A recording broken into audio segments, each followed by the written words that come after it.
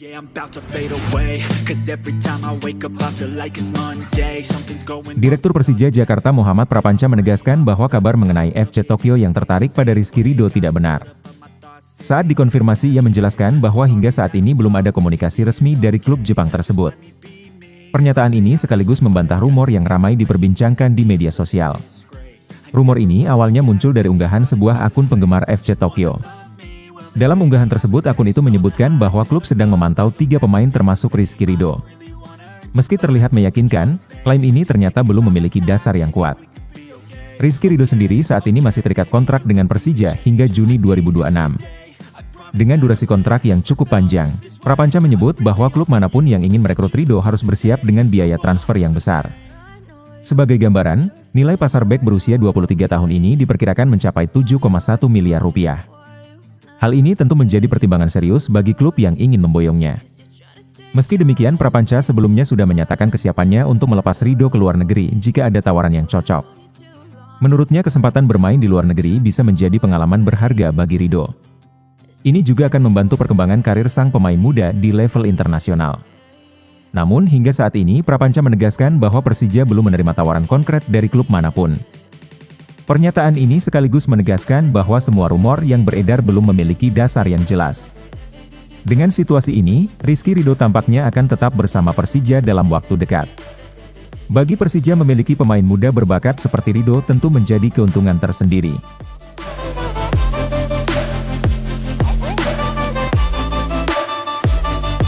Hey kid, don't ever let them get inside your head.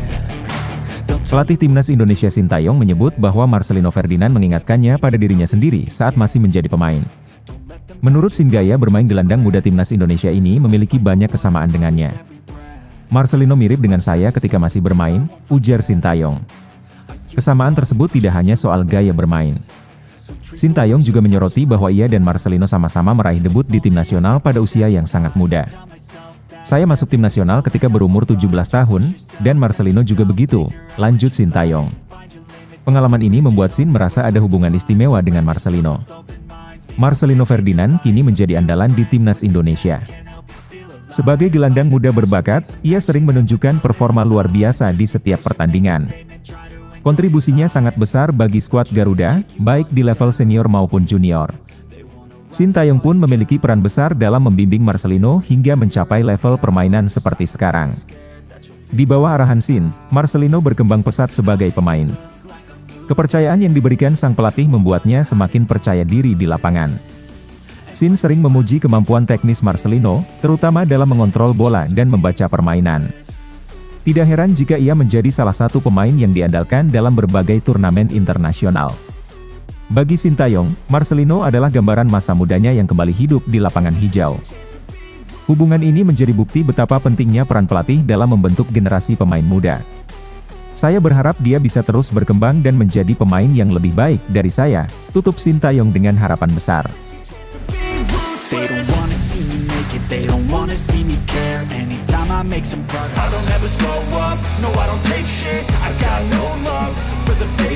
Messilger mengungkapkan bahwa bermain untuk timnas sangat berbeda dibandingkan bermain di klub. Ia menyebut bahwa membela timnas memberikan kebanggaan tersendiri karena pemain bermain untuk negara mereka. Bermain untuk negara Anda adalah perasaan yang sangat istimewa, ujarnya. Hilger merasa setiap pemanggilan ke timnas selalu spesial. Para pemain ingin memberikan yang terbaik di lapangan, menjadikan momen tersebut penuh makna. Pemain berusia 23 tahun itu juga kagum dengan fanatisme sepak bola di Indonesia. Menurutnya Indonesia adalah negara besar dengan penggemar yang sangat antusias. Dukungan untuk timnas tidak hanya terlihat di stadion, tetapi juga meluas ke media sosial. Anda melihatnya di media sosial, semua dukungan itu terasa istimewa, kata Mes. Ia menilai besarnya dukungan ini tidak lepas dari populasi Indonesia yang sangat besar. Sebagai salah satu negara dengan jumlah penduduk terbanyak di dunia, euforia terhadap timnas terasa masif. Hampir di setiap sudut masyarakat ikut merayakan ketika timnas bermain. Semua orang menjalani permainan ini dan Indonesia melakukannya dengan cara yang luar biasa, jelasnya. Bagi Mes, pengalaman bermain untuk Indonesia memberikan kesan yang tak terlupakan. Ia merasakan energi positif yang disalurkan supporter, baik melalui pesan-pesan di media sosial maupun dukungan langsung di lapangan. Hal ini membuatnya semakin termotivasi untuk memberikan kontribusi maksimal bagi timnas.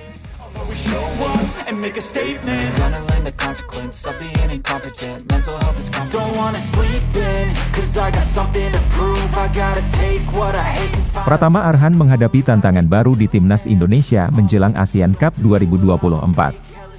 Sejak gelombang naturalisasi pemain, menit bermainnya bersama skuad Garuda mengalami penurunan signifikan.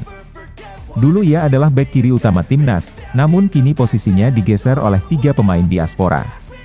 Kini Arhan lebih sering dimainkan sebagai winger ofensif. Perubahan ini terlihat dalam beberapa pertandingan terakhir bersama timnas.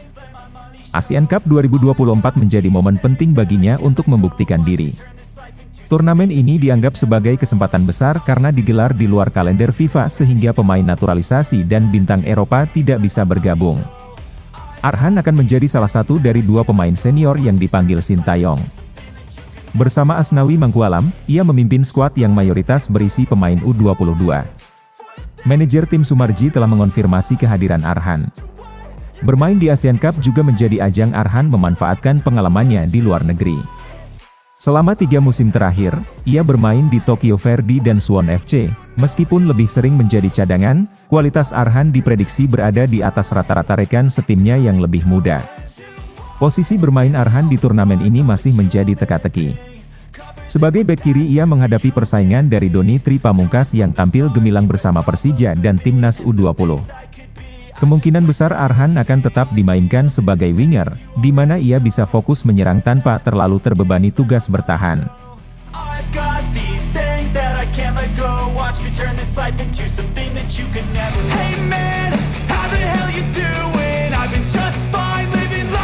Timnas Indonesia akan menggelar laga uji coba melawan Bali United pada 3 Desember 2024.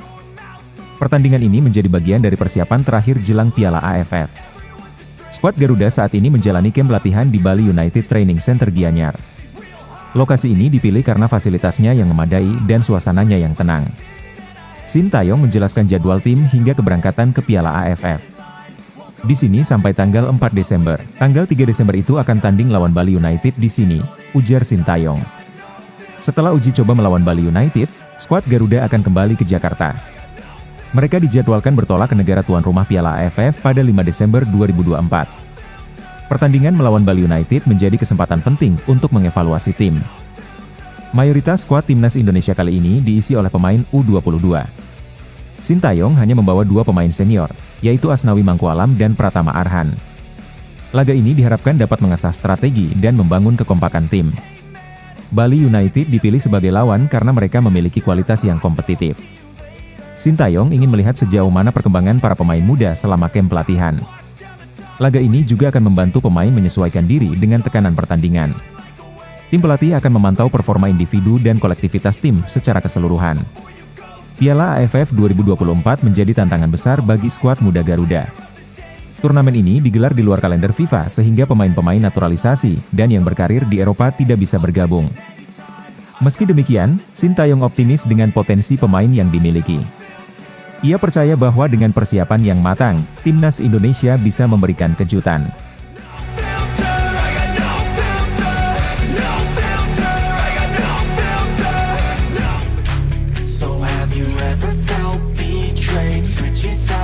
Oxford United resmi melepas Marcelino Ferdinand untuk memperkuat timnas Indonesia di Piala AFF 2024. Marcelino yang masuk dalam daftar 33 pemain pilihan Sintayong mendapat izin dari klubnya untuk bergabung dengan skuad Garuda.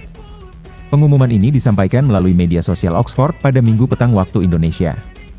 Sejak bergabung dengan Oxford pada awal musim ini, Marcelino belum mendapatkan menit bermain dari pelatih Des Buckingham. Pemain yang akrab disapa Marceng ini baru 3 kali tercatat di bangku cadangan. Meski belum debut, kehadiran Marcelino di timnas diharapkan bisa menjadi pembuktian kualitasnya di lapangan. Ketua Badan Tim Nasional Sumarji sebelumnya memastikan bahwa Marcelino akan segera merapat ke Bali untuk bergabung dengan rekan-rekannya. Namun ia belum bisa memastikan kapan tepatnya gelandang berbakat ini akan mulai berlatih bersama timnas. Sementara itu, Pratama Arhan dan Asnawi Mangkualam sudah lebih dulu dijadwalkan bergabung. Selain mereka, sejumlah nama pemain muda yang belum banyak tampil di level senior turut meramaikan persiapan timnas. Mayoritas pemain muda ini dipilih untuk memberikan warna baru dalam skuad Garuda dan mengasah pengalaman di turnamen besar. Di sisi lain beberapa pemain yang berbasis di luar negeri seperti Rafael Struijk, Ivar Jenner dan Justin Hubner kemungkinan besar tidak bisa bergabung. Sementara itu Ronaldo Kuate sudah tiba di Indonesia dan langsung bergabung dengan sesi latihan timnas. Dengan kekuatan pemain muda dan dukungan pemain yang berpengalaman, timnas Indonesia optimistis menghadapi Piala AFF 2024.